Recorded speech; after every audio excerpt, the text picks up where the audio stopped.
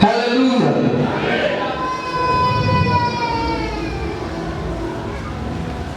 Igitabo cya Zaburi 26 umurongo w'umunani, Dawidi aravuga ngo Uhoraho nkunda ahinzu yawe ugerereye. Abakunda ahinzu y'Imana igerereye. Aho. Amen. Ngo babitwikira bafise ubwiza. Kugira ngo ugire ubwiza ntibisaba kubaza kwitwikira n'amaherere. Kugira ngo ugire ubwiza ntibigusaba kubaza gukora imishatsi. Kugira ngo ugire ubwiza ntibigusaba kugira ngo ubanze kwambara imyaka nziza. Ariko kugira ubwiza bigusaba kwinjira mu ngoro y'Uwiteka. Urugendo usohoka uri umuntu muzima. Reka ndakubwira ikintu kimwe. Abantu bari bazi Yesu zari intumwa 12 n'abandi bagabo.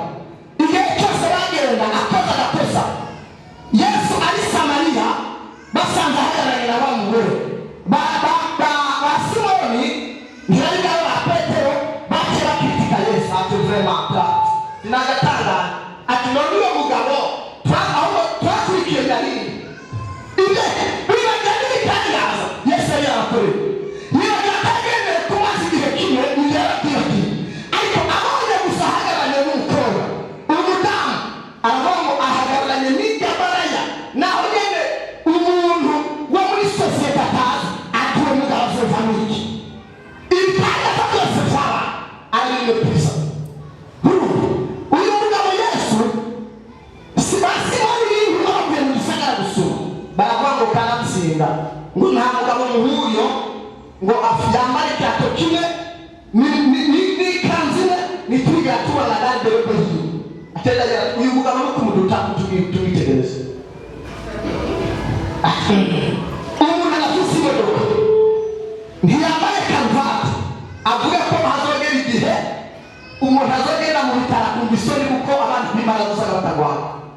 Mugabo wamwitegereza ugasanga nta nakone guverinance afise, wamwitegereza ugasanga nta na contact yazanye, wowe utuvuga ati ibintu ntibihuye nuko uvuga ibyo nagomba ndakubwira ibyo umuntu atunze sibyo bikabikoriza icyo umuntu ari kuko amaboko y'Imana atumye bizi ariko ibyo utunze ntibigaragaza kuri umukozi w'Imana cyane kuri umwami.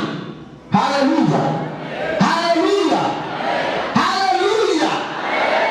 Ibintu sinzi ko muko murabyumva ndiko ndakomanda ijambo yavuze ko sindigisha. Amen.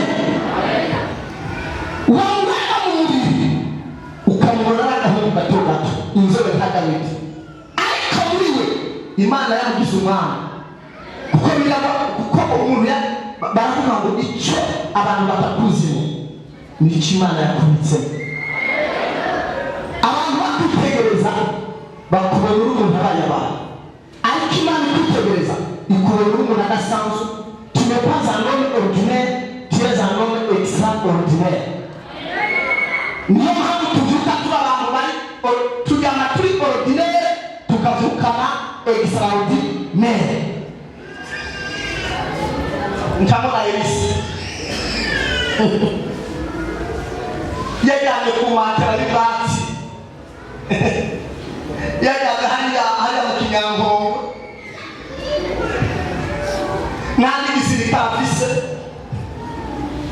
mbere yaraye atanywe n'agafi ngo ajye n'umuceri mwiza ariko igitondo kimwe Perezida ati erega baje kudufata turazi igisirikare ngo Elisa ati kijojo atatu abasirikare bafise ga asenga Imana ati uyu mugabo ngo amugumuye ngo yabonye igisirikare.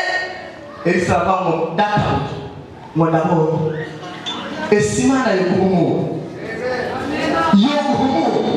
ugahushurira abamarayika bagendana nawe. Hari abamarayika uri kubatembeye bagendana nawe si jewe ndiho Yesu niwe ari muri jewe nta mwaba agenda wenyene mu buryo buboneka ubangenda jenyene urazonsungana ko gusurana ushobora gukura bakwereka uzabona Ferdinando ariko wifuza kumutera ibuye uraye kwimuga wifuza kumuroga urakura ku kaboko kawe kamuga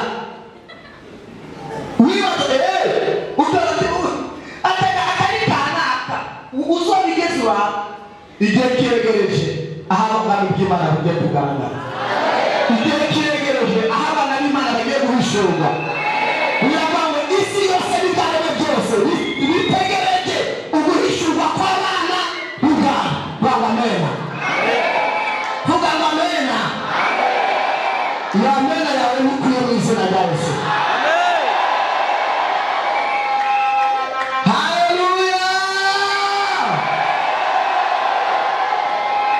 urakoze Yesu ababamugisha turi kumwe n'umukozi w'Imana Rishari Imana imumugisha n'abandi bakozi Imana mwese aho bicaye Yesu abahezanire cyane uyu munsi turagiye kuganira ijambo rivuga ngo amen umugisha wawe amen wishije mu ntambara uri kuracamo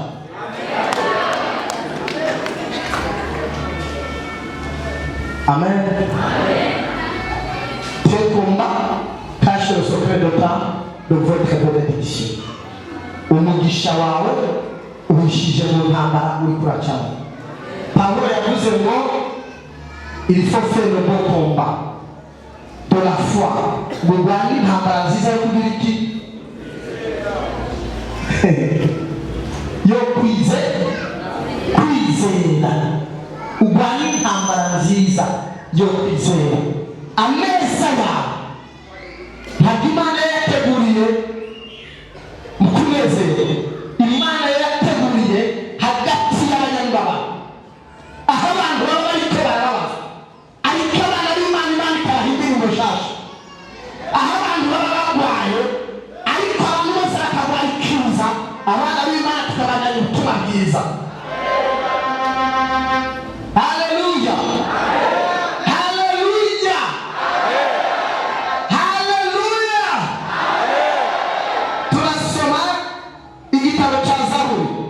Ya mirongo na gatatu umurongo wa gatanu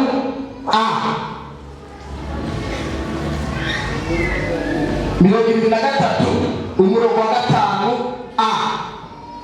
umbezi ko bavuga unterurira ameza mu maso y'abasi baje. Reka amere yawe ivuge cyane amen. Waruzi ko muri izo ntambara uri kuracamo waruzi ko izo ndwara uri kuracamo ariho hahagaze ishimwe ariho hahagaze umunezero waruzi ubwo bukene uri kuracamo abo barozi bariko barakuroga waruzi ko ari Imana igomba kubakoreza isoni Imana imuhereza ishimwe no kunezerwa. Haleluya kandi muze kwihangana ibyo ngiye kubigisha biraza kuba ibintu bisiga ubwenge bwawe bisiga ubwenge umugabo uza kugerageza gufata bice muri iki. Haleluya. Untegurira ameza mu maso y'abasi bambere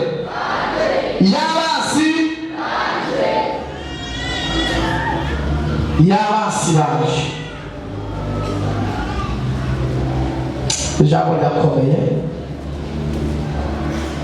ushobora kuba atari wumva but is powerful. Haleluya. Turasoma Zaburi 115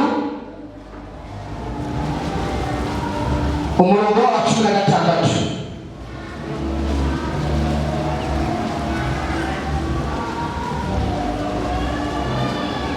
Urupapuro rw'amajana 693 115 umurongo wa 16 haranditse ngo amajuru n'amajuru y'Uhoraho amajuru n'amajuru y'uhoraho. Hari turi kumwe?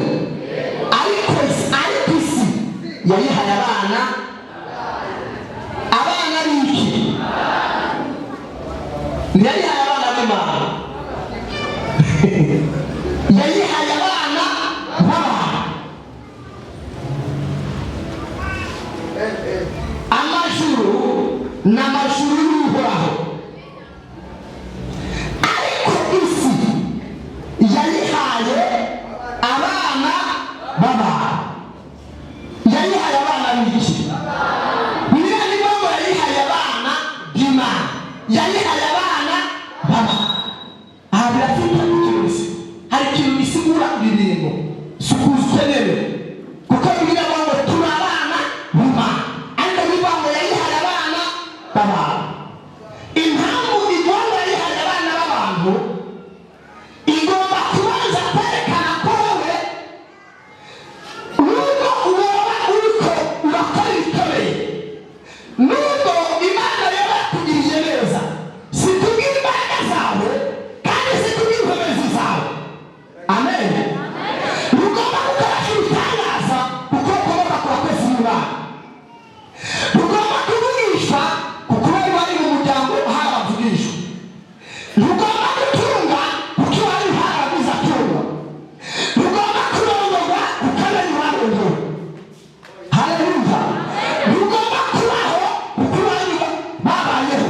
Ariko ugomba kubaho kubera ubuntu bw'Imana. Urabaho ntitubayeho kubw'inkomezi zacu, ariko tubayeho kubw'imbaraga z'Imana. Imana igenda kwa Ezekiyeli iramubwira ngo Ezekiyeli, mwana w'umuntu, mwana w'umuntu, ngaya amagufa yamaze kuma yahumekere ko abe mazima.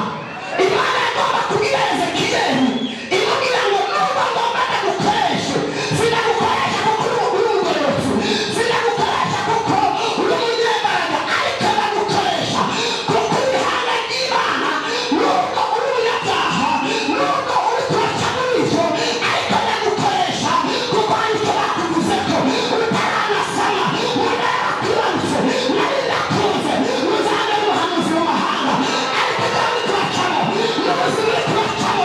Sinagomba gukoresha, sinagomba gukoresha amapane, sinagomba gukoresha inzobe, sinagomba gukoresha amahereni, ariko ngomba gukoresha icyo bita grâce, ubuntu bw'Imana. Haleluya.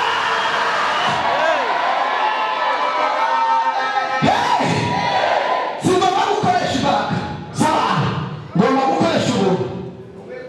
Aho Satani yari yaguhenze akubwira ngo Lazaro ni wakora, ngo Lazaro bakibura, ngo naba abantu baroga, ngo natagiwe, ngo otandofwa wasambana pemporte kimwe gusa. Uravuga ngo kera twari kure, ariko kubw'amaraso ya Kristo twegereye heroyine y'inka, heroyine marahita. Mwana w'umuntu, uvuga rero ngo wowe isi yasuzuguye, wowe isi yagaragaza ko tumaze, wowe isi